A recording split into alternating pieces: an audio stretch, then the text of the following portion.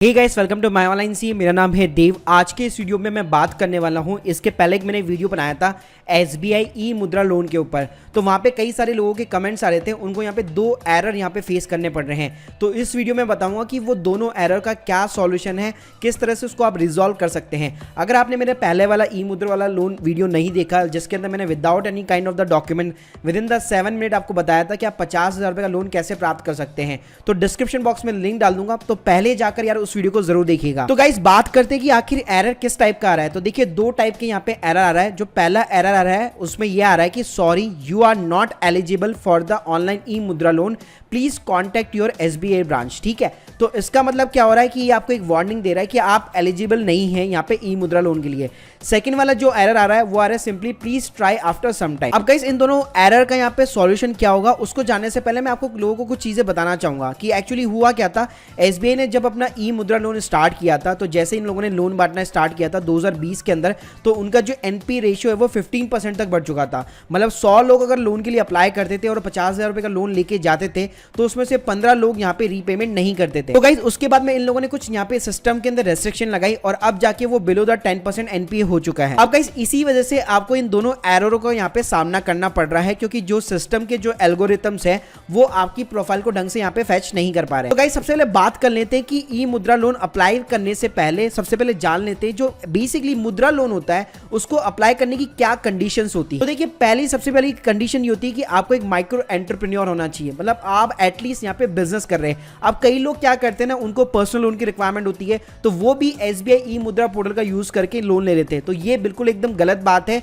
अगर आप मान लीजिए अप्लाई करते हैं और इस तरह की आपको वार्निंग मिल रही है, इसका मतलब है आप कोई भी बिजनेस नहीं कर रहे, आपकी जो बिजनेस प्रोफाइल है यहाँ पे सिस्टम के द्वारा फैच नहीं की जा रही है। सेकंड थिंग ये गाइस, आपके पास में जो बिजनेस होना चाहिए वो नॉन फार्मिंग होना चाहिए। मतलब आप चाहे तो ट्रेडिंग कर रहे हो या मैन्युफैक्चरिंग कर रहे हो या कोई भी सर्विस इंडस्ट्री के अंदर हो, इन तीनों इंडस्ट्री के अंदर आप होने चाहिए। या फिर नॉन फार्मिंग एक्टिविटीज हो गई, जैसे कि डेयरी वाला बिजनेस हो गया, तो ये सारी एक्टिविटीज नॉन फार्मिंग के अंदर आती है। तो इस तरह का आपका बिजनेस होना चाहिए।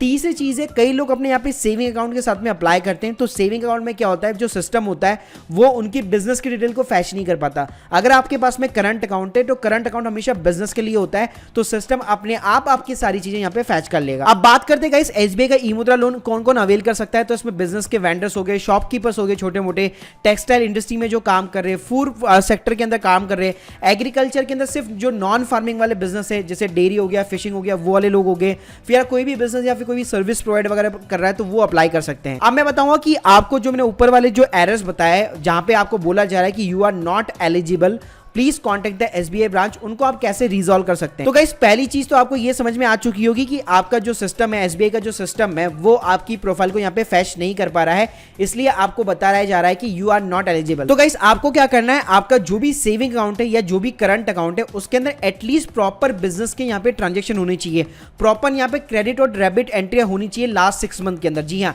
ऐसा नहीं होना चाहिए कि बैंक अकाउंट, उस बैंक अकाउंट को आप बहुत ही रेयर केस में यूज करते हो और फिर आप ई मुद्रा लोन के लिए अप्लाई कर रहे हो। अगर आप एक प्रॉपर बिजनेस चला रहे हैं, मान लीजिए UPI के थ्रू आप पेमेंट एक्सेप्ट कर रहे हैं, आपके कोई भी इनवॉइसिंग वगैरह आ रही है, वेंडर आपको पेमेंट कर रहे हैं, आप चेक लगा रहे हैं बैंक के अंदर जाकर, तो ये एक्टिविटी सिस्टम को यहां पे एक फेच करनी चाहिए। तो आपको हमेशा अपने जो लास्ट मंथ का जो बैंक स्टेटमेंट है वो आपको निकालना चाहिए, आपको देखना चाहिए उसके अंदर बेसिकली कोई मेरी ऐसी टाइप की एंट्रियां आ रही है या नहीं आ रही है। बिजनेस की एंट्री एटलीस्ट यहां पे होनी चाहिए। सेकंड थिंग गाइस, आपका जो प्रोप्राइटरशिप फर्म अगर आप चला रहे हैं, तो आपका जो सिबिल स्कोर है वो एक तरह से गुड होना चाहिए।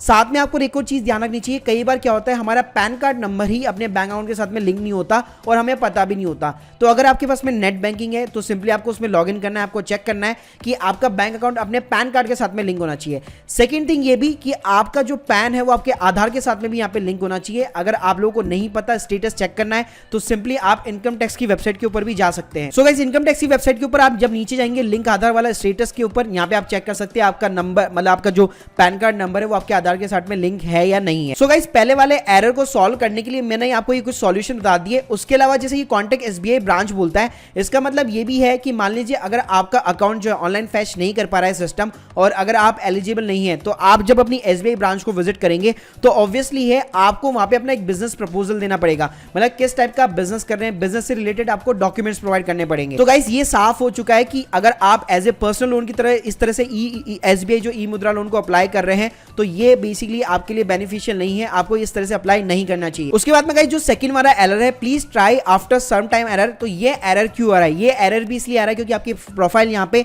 फैच नहीं हो पा रही है। तो इनिशियल जो स्टेज होती है आपका, जब आप ओटीपी डालते हैं, बेसिकली आपका आधार से जो भी नंबर लिंक होता है उसके ऊपर ओटीपी जाता है, तो कई बार क्या होता है हमें पता ही नहीं होता हमारा आधार किस नंबर के साथ में लिंक है। सो गाइस उसको चेक करने के लिए कुछ नहीं करना, आपको गूगल में जाना है, वेरीफाई आधार के ऊपर, मतलब गूगल आपको सर्च करना है, पहली आपको लिंक मिल जाएगी UIDAI की। इस लिंक को ओपन करके सिंपली आप अपना जब आधार कार्ड नंबर डालेंगे तो ये ऑटोमेटिकली आपको बता देगा कि यार आपका नंबर यहाँ पे लिंक है या नहीं है, या लिंक भी है तो किस नंबर के साथ में है। उसके जो लास्ट जो 3 डिजिट होते हैं वो यहाँ पे आपको पता चल जाएंगे। इसके साथ में गाइस यहाँ पे कई बार जेन्युइन यहाँ पे टेक्निकल इश्यूज होते हैं, तो आपको हमेशा क्या करना चाहिए, जो पीक आवर्स नहीं होते हैं, फॉर एन एग्जांपल जो नाइट के अंदर है, आपको यहाँ पे ट्राई करना चाहिए SBI ई मुद्रा लोन पोर्टल के साथ में। तो गाइस ये मैंने आपको पूरा एक ओवरऑल बता दिया कि क्या क्या यहाँ पे इश्यूज आ रहे हैं और वो इश्यूज क्यों आ रहे हैं और कैसे आप उनको यहाँ पे रिजॉल्व कर सकते हैं। तो guys hope you like this video, please subscribe our channel. अगर आपके कोई भी डाउट्स है प्लीज कमेंट सेक्शन के अंदर मुझे जरूर बताइए। Thank you guys, thank you very much.